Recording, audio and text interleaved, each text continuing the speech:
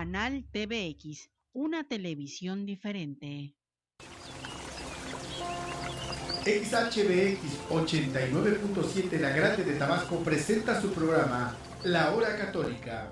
Dios te salve, Rey, mi Madre de misericordia. Acompáñanos a recibir la palabra de Dios y todo lo que deseas saber sobre la Biblia y sus lecturas. Con los conductores, el matrimonio Alipio Gil Caña y Marcela Lizárraga, junto con los presbíteros Roberto Cruz Vidal, José Manuel Izquierdo García y Gustavo Adolfo González Escayola. Comenzamos. Vuelve a nosotros esos tus ojos misericordiosos. Y después de este destierro, muéstranos a Jesús.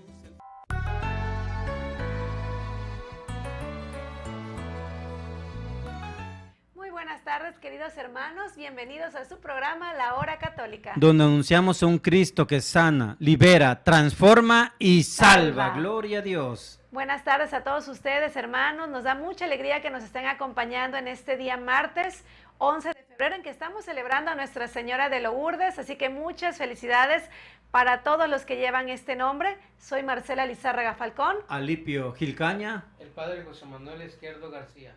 Pues padre, muchas gracias por estar con nosotros en este día. Hoy tenemos un tema muy interesante. Vamos a estar hablando nuevamente de la Eucaristía. Vamos a hablar de las disposiciones que hay que tener para comulgar, quiénes pueden comulgar, quiénes no pueden hacerlo. Entonces, quédense con nosotros. Recuerden que si tienen ustedes algún mensaje, alguna duda, alguna pregunta, un comentario, pueden comunicarse al celular misionero 936-107-1664. Esperamos tus mensajes. ¿Y qué le parece, padre, si hacemos un resumen de lo que se habló en el programa pasado? Un resumen de la vez anterior. Ajá. Estuvimos platicando sobre la frase "esto es mi cuerpo". Así es. De Jesucristo nuestro Señor en la última cena, cuando da el pan y el vino convertidos en su cuerpo y en su sangre. Ampliamente estuvimos analizando este aspecto, cómo Jesucristo efectivamente en la última cena da su cuerpo y su sangre, afirmando: esto es mi cuerpo, ajá, esto es mi sangre. Y los discípulos lo toman, lo comen, y entonces comen el cuerpo vivo de nuestro Señor Jesucristo. Además da la indicación, instituye que eso que Él ha hecho, también sus discípulos lo hagan. Hagan esto en memoria mía. Por lo tanto, lo que hay en el pan consagrado en la Santa Misa es el cuerpo, la sangre, el alma y la divinidad de nuestro Señor Jesucristo, que luego lo comulgamos en el momento de la Sagrada Comunión. Así es, eso es lo que estuvimos hablando, y hoy queremos continuar tocando un versículo sobre todo. Bueno, vamos a leer muchos más, pero estamos centrados en Primera de Corintios, capítulo 11, versículo 29, donde Pablo, hablando después de la institución de la Eucaristía, de que esa tradición él ha recibido, haciéndonos ver que realmente es el cuerpo y la sangre del Señor, como ya ha mencionado el Padre, el que está contenido en ese pan y en ese vino, también hace como una advertencia: quien come y bebe sin discernir el cuerpo, come y bebe su propio castigo.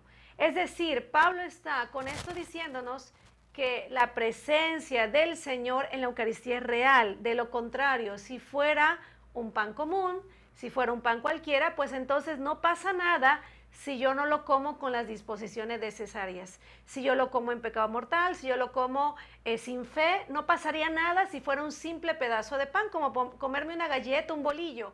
Pero Pablo está hablando de esto porque realmente es el cuerpo del Señor. Entonces, hoy queremos profundizar en este aspecto también de la Eucaristía. Perfecto, adelante. Entonces vamos a escuchar lo que nos dice la primera carta a los Corintios, capítulo 11, del versículo 17 en adelante. Siguiendo entonces con las advertencias, no puedo alabar el que sus reuniones les perjudiquen en lugar de aprovecharles. En primer lugar, me he enterado de que cuando se reúnen en asamblea hay diversos grupos entre ustedes. Y en parte lo creo, pues hasta es conveniente que haya diversos grupos entre ustedes para que salgan a la luz los auténticos cristianos. El caso es que cuando se reúnen en asamblea, no es para comer la cena del Señor, porque cada cual empieza comiendo su propia cena. Y así resulta que mientras uno pasa hambre, otro se emborracha. Pero es que no pueden comer y beber en sus propias casas. En tan poca estima tienen la iglesia de Dios que no les importa avergonzar a los que no tienen nada. ¿Qué voy a decirles? ¿Esperan que los felicite? Pues no es para felicitarlos. Por lo que a mí toca, del Señor recibí la tradición que les he transmitido, a saber, que Jesús el Señor, la noche en que iba a ser entregado, tomó pan, y después de dar gracias, lo partió y dijo: esto es mi cuerpo entregado por ustedes. Hagan esto en memoria mía. Igualmente, después de cenar, tomó el cáliz y dijo: este cáliz es la nueva alianza sellada con mi sangre. Cuantas veces beban de él, háganlo en memoria mía. Así pues, siempre que coman de este pan y beban de este cáliz, anuncian la muerte del Señor hasta que Él venga. Por eso, quien coma el pan o beba el cáliz del Señor indignamente, peca contra el cuerpo y la sangre del Señor. Examínese pues cada uno a sí mismo antes de comer el pan y beber el cáliz, porque quien come y bebe sin discernir el cuerpo, come y bebe su propio castigo. Por eso hay entre ustedes muchos enfermos y débiles, y son bastantes los que mueren por esta razón. Si nos hiciéramos la debida autocrítica, no seríamos condenados. De cualquier manera, el Señor nos corrige al castigarnos, para que no seamos condenados junto con el mundo. Por tanto, hermanos míos, cuando se reúnen para comer la cena del Señor, espérense unos a otros. Si alguno tiene hambre, que coma en su casa, a fin de que sus reuniones no sean censurables. Las demás cosas las solucionaré cuando vaya. Palabra de Dios. Te alabamos, Señor. Se nota una relación viva, fresca de San Pablo con la comunidad. Y aparte de eso, una relación de confianza y de autoridad. Lo que acabamos de escuchar en estos versículos de la primera carta a los Corintios, capítulo 11, no es lo que sería una narración de institución de la Eucaristía, sino que en ocasión de que ya los de Corinto están celebrando la Eucaristía, celebran la Eucaristía, pero están cometiendo algunos desórdenes, por eso San Pablo les escribe así. Entonces, nos encontramos ante una de las comunidades primitivas, una de las comunidades cristianas primeras. Ya celebran la Eucaristía. San Pablo tiene plena conciencia, como dijiste, Marcela, San Pablo tiene plena conciencia de que ese pan es el cuerpo de Cristo. Por eso les exige a los corintios, a los católicos de Corinto, a los cristianos de Corinto, los regaña, les exige, les ordena, les recomienda que no cometan esos desórdenes que están haciendo. ¿Cuáles son esos desórdenes? Que llegan, llevan comida, comen, beben, hasta se emborrachan, hacen desorden, y luego llega la gente pobre y ya no hay comida, ya se la comieron. Y entonces eso San Pablo lo percibe como una burla, como un desprecio para la gente pobre y como una ofensa pues a la misma asamblea, a la misma iglesia. Por eso los regaña, por eso los recrimina. Y o sea, y como que en otras palabras les dice, bueno, ¿y qué les pasa? ¿Que no se dan cuenta que al reunirse en asamblea lo que comemos es el cuerpo de Cristo, pero ustedes hacen su desorden, hacen sus borracheras, y de esa manera entonces ya no están discerniendo el cuerpo de Cristo, no se están dando cuenta que es que es el cuerpo de Cristo que están comiendo. Entonces, están en pecado, están cometiendo un pecado contra el cuerpo de Cristo y contra la asamblea. Por lo tanto, eso no es posible, no se debe hacer así.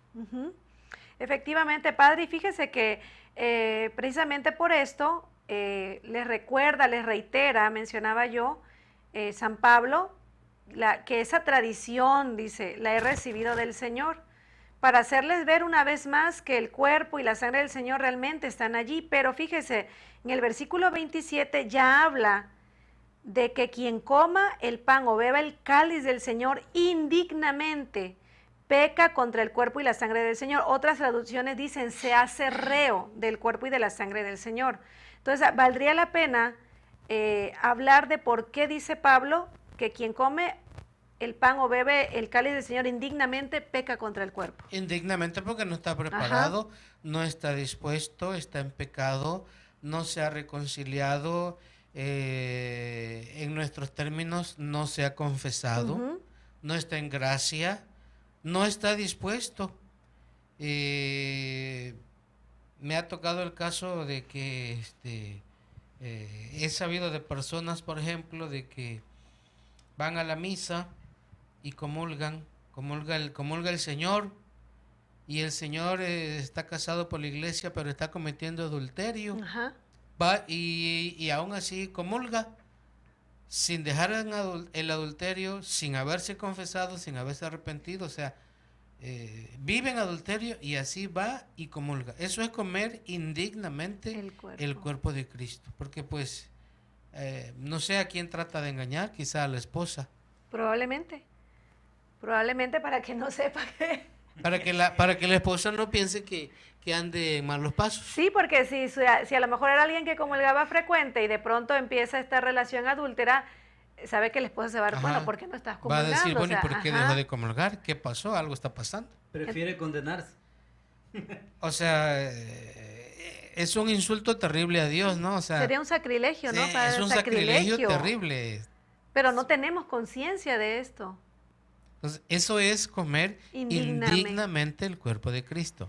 Una persona que no creyera, Padre, totalmente en la presencia del Señor, también estaría comiéndolo indignamente, ¿no? ¿Para qué lo comería? O sea, si no cree que está Cristo ahí, ¿para qué lo come? O sea, no tendría sentido que lo comiera. Efectivamente, sin embargo, también muchos, a veces por costumbre, por rutina, se paran. Y yo le voy a contar una experiencia personal mía. Alipi y yo al principio no nos casamos por la iglesia. Entonces, yo las primeras veces que llegaba a la parroquia, yo me acuerdo que como 2 veces me levanté a comulgar. Hasta que mi mamá me dijo, Marcela, pero a tú lo no mejor puedes... ahí es porque no sabías. No lo sabía, pero me refiero, Padre, uno se levanta. A lo que voy es que a veces uno como en automático, bueno, todos se levantaron, yo también. Entonces puede ser que no estoy con la disposición, puede ser que no creo realmente, pero me paro porque todos se paran, ¿no? Y estoy realmente recibiéndolo de manera indigna. Ahí en ese caso, en tu caso fue diferente, porque no fue por mala intención que lo hiciste, sino por falta de conocimiento. Exacto. Por falta de conocimiento. Y como viste que los demás lo hacían, bueno, pues se te hizo normal. Yo también, sí. Entonces...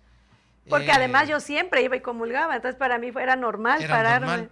Sí, cuando empezamos a llegar a la iglesia, tú me lo comentaste. Oye, ¿sabes que yo comulgué sin...? Sí, o sea, comulgué por la iglesia. Sí. De hecho, me ha tocado escuchar varias ocasiones así, personas que vienen y me preguntan, padre, ¿yo puedo comulgar? ¿Estás soltero o estás casado? Estoy casado, pero solo por lo civil. No, pues si no te casaste, pues, si no te has casado por la iglesia, no puedes comulgar.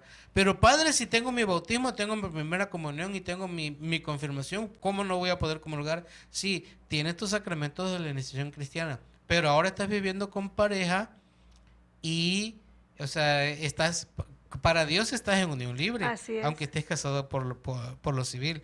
O sea, para Dios no estás bien, no estás en estado de gracia, entonces no puedes comulgar.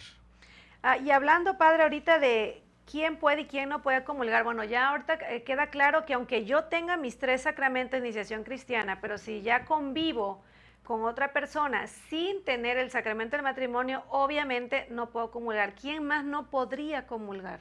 ¿Quién más no podría comulgar?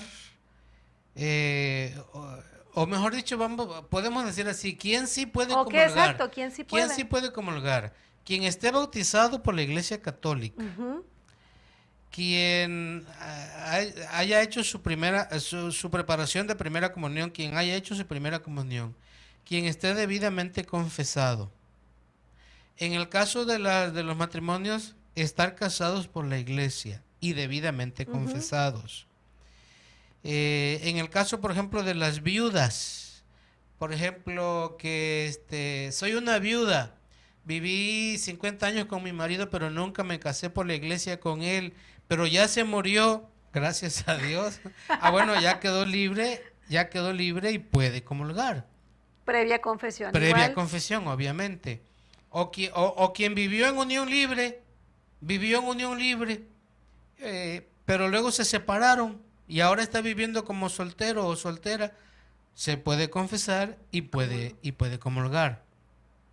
En esto también hay una confusión. Ajá. Hay personas, matrimonios que están en unión libre o solamente están casados por lo civil, pero no están casados por la iglesia.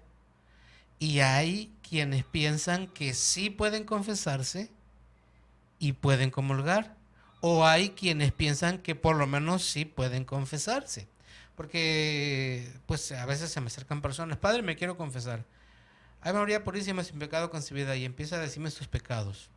Y en lo que me va diciendo sus pecados, me doy cuenta que no está casado por la iglesia. Le digo, oye, ¿no estás casado por la iglesia? No. Le digo, entonces mira, me puedes decir tus pecados, pero yo no te puedo dar la absolución. O sea, no puedes recibir el sacramento de la confesión, el sacramento de la reconciliación, Sí, mejor sí, sí. dicho. Y por lo tanto no puedes comulgar. Oye, pero si tal padre me confesó. Bueno, tal padre oyó tus pecados, te escuchó y te habrá dado alguna bendición, pero no te dio la absolución. No te dio la absolución porque no puedes comulgar. Y no te dio la absolución no porque el padre no quiera, sino porque el padre no puede, porque tú misma estás impedida por no tener el sacramento del matrimonio. Ujú. Entonces, eso hay que, lo tenemos que tener bien clarito. Quien no está casado por la iglesia y está en unión libre o está casado por lo civil, ¿puede recibir el sacramento de la reconciliación? No. ¿Puede acercarse con el sacerdote y platicarle al sacerdote sus pecados? Sí, sí puede. Pero no puede recibir la absolución. ¿Hasta cuándo lo va a poder recibir? Hasta que se case por la iglesia. Ajá. Efectivamente, por eso es que Pablo entonces habla, padre, ya en el versículo 28, examínese pues cada uno a sí mismo antes de comer el pan y beber el cáliz. Aquí está una palabra clave, ¿no? Examínese, que sería mirar cómo estoy viviendo, ¿no? Y luego sigue diciendo... Sería nuestro actual examen Ajá, de examen de conciencia. conciencia. Y luego dice, porque quien come y bebe sin discernir el cuerpo, come y bebe su propio castigo. Y mire que está bien clarito y lo hemos incluso leído en versiones no católicas de la Biblia y está exactamente así. Quien come y bebe sin discernir el cuerpo, come y bebe su propio castigo. Y es lo que decíamos, Pablo no hablaría de un castigo, no hablaría de la importancia de examinarse antes de comer el cuerpo del Señor si no fuera realmente el cuerpo del Señor. Si Pablo no estuviera seguro, convencido de que aquello es el cuerpo de Cristo. Exacto. La iglesia en el Código de Derecho Canónico, eso ya le toca al padre Gustavo cuando venga, pero de todas maneras lo mencionamos. En el Código de Derecho Canónico y en el Catecismo de la Iglesia Católica expresamente indica que para poder recibir la comunión, la persona debe estar preparada, debe discernir el cuerpo de Cristo, debe saber distinguir el cuerpo de Cristo del alimento normal, del alimento común. Estar preparado y estar confesado. Y estar en uso de razón también, dice el Código de Derecho Canónico que el párroco debe estar pendiente de que quienes comulgan estén en uso de razón, sepan lo que están haciendo, estén confesados y que cuenten con todas las disposiciones.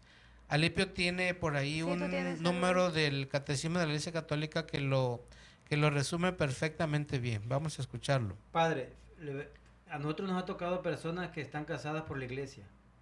El esposo se va, la deja y la mujer está triste porque no puede comulgar. Pero, o sea, lo que voy, si ella está en gracia, Se separaron. Sí. O sea, el esposo la dejó. Ajá, Sí. fue abandonada. si el esposo la dejó, se fue con otra, no Ajá. sé, y la mujer está triste porque no puede comulgar, mientras ella no esté con otra pareja, ella puede comulgar. Claro. Si Ella no si está. ella se mantiene fiel a su matrimonio, si no se junta con otro, ella se puede confesar y puede comulgar. Ella no está cometiendo pecado. Claro. Así es. Bueno, dice el numeral 1415. El que quiere recibir a Cristo en la comunión eucarística debe hallarse en estado de gracia. Si uno tiene conciencia de haber pecado mortalmente, no debe acercarse a la Eucaristía, sin haber recibido previamente la absolución en el sacramento de la penitencia. Es clarísimo. ¿Qué número es? 1415, numeral 1415. 1415 del Sí. Catecismo de la Iglesia Sí. Católica. Así es. 1400. 1415. Yo noto que, como dices, Marcela, hay gente que se va ablandando en la conciencia y van abandonando el sacramento de la confesión. Pero gracias a Dios también noto que hay mucha gente creyente católica que aprecian el sacramento de la Sí. confesión, lo buscan, lo valoran, lo necesitan y lo aprovechan. Bendito sea Dios. Es muy importante, es muy importante. Están ligados, pues, estos Así dos es, sacramentos, exacto. ¿no? Están ligados. Totalmente. Bueno, es que todos los sacramentos están ligados. Los sacramentos son la presencia viva de Cristo, Ujú. de Dios. Entonces, tiene que estar ligado. Por eso es, entonces, muy importante. Yo creo que valdría la pena que recordáramos así brevemente, aunque no estamos ahorita tratando el sacramento de la confesión, pero que demos una repasadita rápido a los pasos del sacramento de la confesión para aquellos que no se han confesado y están comulgando y que lo tengan en cuenta, ¿no? Primero, Hacer el examen de examen de conciencia. conciencia, lo que ya indicaba ahí San Ujú, Pablo. el San Pablo, exacto. Antes de confesarse, hacer su Sí. examen de conciencia, recordar los pecados, ponerse en momento de oración, pedirle a Dios recordar los pecados que Ujú. uno ha cometido desde su última confesión. Exacto. Segundo, arrepentimiento de esos pecados, pedirle a Dios un sincero arrepentimiento de esos pecados. Tercero, propósito de enmienda de esos pecados, o el propósito de enmienda lo podemos poner después de la confesión. Ajá. Tercero puede ser ya el momento de la confesión ante Decir el los sacerdote, decir todos los pecados que uno ha recordado en el examen de conciencia. Tener el propósito de enmienda, que quiere decir que con ayuda de Dios voy a hacer todo el esfuerzo posible por no volver a cometer los pecados que acabo de confesar y cumplir la penitencia. Y padre, ahorita que dice usted acerca del propósito de enmienda, entonces, por ejemplo, una persona que se confiesa de un mismo pecado varias veces, quiere decir que no hay en ella realmente el propósito de ya no volver a caer en el mismo pecado. A lo mejor a esa persona hay que mandarla a dirección espiritual, Ajá. porque si se está confesando cada 8 días del mismo pecado, o sea, ¿qué está pasando ahí? Algo está pasando ahí. Ujú. Entonces, yo recomendaría en ese caso que vaya a dirección espiritual para que plantee con el sacerdote su situación personal, por qué, digamos, está atascado en ese En asunto, esa por qué parte. no avanza. Estoy convencido también de que el solo hecho de la confesión no quita, o sea, no en automático me va a hacer que yo ya no vuelva a cometer este pecado, porque puede que hayan circunstancias, que hayan situaciones, que hayan personas, no sé, que me estén provocando o ayudando o poniendo la tentación para caer. Entonces sí, yo creo que en ese caso que estás Convendría planteando, conviene ir a recibir una orientación con el Ok. sacerdote Ok, para tener en cuenta. ok. Sí, pero es que hay personas, padre, que se confiesan y piensan que Dios no los perdonó y vuelven a confesarse y vuelven a confesar el mismo pecado. Porque Sí, piensan también. que Dios no Esa sería otra no situación, los ¿verdad? perdona. Así están inseguras, pues. Sí, yo a eso, fíjate, yo a eso le llamo ofensa contra el sacramento de la reconciliación, porque está dudando del sacramento. Está confesando tal cosa. Oye, ¿y este pecado que me estás confesando, hace cuánto lo cometiste? Hace 40 años, padre. Oye, ¿y hace 40 años que no te confiesas? No, padre. Cada año. Yo este pecado ya lo he confesado. Y cada vez que me confieso el pecado. Oye, ¿pero por qué? Entonces, estás dudando desde que la primera vez que te confesaste, Ajá. te lo perdonó Dios. Entonces, estás ofendiendo a Dios, estás ofendiendo al sacramento, porque estás dudando Claro, de él. efectivamente. Entonces, ahí esa ya es... Ya, tú. Ya se está acabando Ya el se tiempo. está acabando el tiempo. Ahí ya es otra situación también, que igual yo creo que requiere De dirección espiritual. dirección espiritual, Sí, sí. hay igual y hasta alguna ayuda psicológica, ¿verdad? También, a veces es necesario ayuda, acompañamiento terapéutico. sí. Claro. ¿Qué ibas a decir? ¿Tú me tenías algo por ahí? Ah, bueno, yo nada más quisiera, padre, porque aquí hay una confusión. Por ejemplo, a mí me ha tocado ver, por ejemplo, cuando en Macuspana, ¿no? Hay el colegio de las religiosas realiza una misa mensual para toda la familia. Llega toda la comunidad educativa, obviamente padres, hijos, etcétera. Entonces, hay papás que llegan solamente en esa ocasión. No me consta, digo, pero pensando en ellos, se me ocurre pensar, si a lo mejor un padre de familia, bueno, comulga cada mes, pero los otros domingos nunca va a misa, no comulga. Ahí, padre, hemos hablado de que es materia grave de pecado el no asistir a misa dominical. A ver, si en un minuto podemos hablar de Sí, esto. en 15 segundos. Oír misa entera todos los domingos y fiestas de guardar. Ahí ese papá no está cumpliendo con ese mandamiento y por lo tanto no puede comulgar mensualmente en el colegio. Si no va a misa Dominical. todos los los demás domingos. domingos, sea donde sea. Y es pecado mortal porque es uno de los mandamientos de la De la iglesia. Santa Madre Iglesia, Ajá. exactamente. Es para que vaya quedando claro porque a veces pasa lo mismo que en otras situaciones. Bueno, yo tengo todo, pero yo nada más comulgo cada vez que vengo a misa. Entonces, y si voy a lo mejor cada 2 meses, pues resulta que sí, estoy comulgando cada 2 meses, pero estoy dejando todos los No. demás domingos. No, el mandamiento indica ir a misa todos los domingos. Ujú. Es clarito el mandamiento. Así es.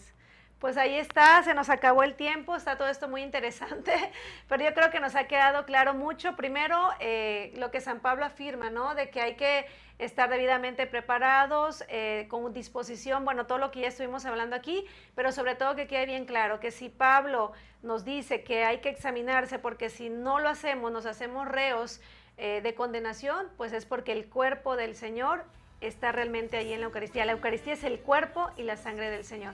Pues quedémonos con esto, hermanos, y valoremos más el sacramento de la Eucaristía. Nos despedimos, le damos las gracias por haber estado con nosotros en esta tarde. Les esperamos el próximo martes. Soy Marcela Lizárraga Falcón. Alipio Gilcaña. El padre José Manuel Izquierdo García, servidor. Dios les bendiga. Nos vemos. Adiosito.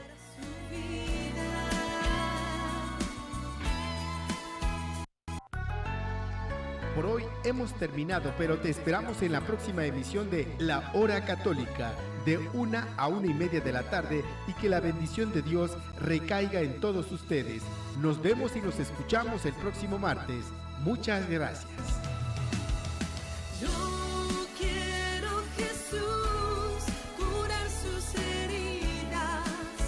Ser un bálsamo para su vida.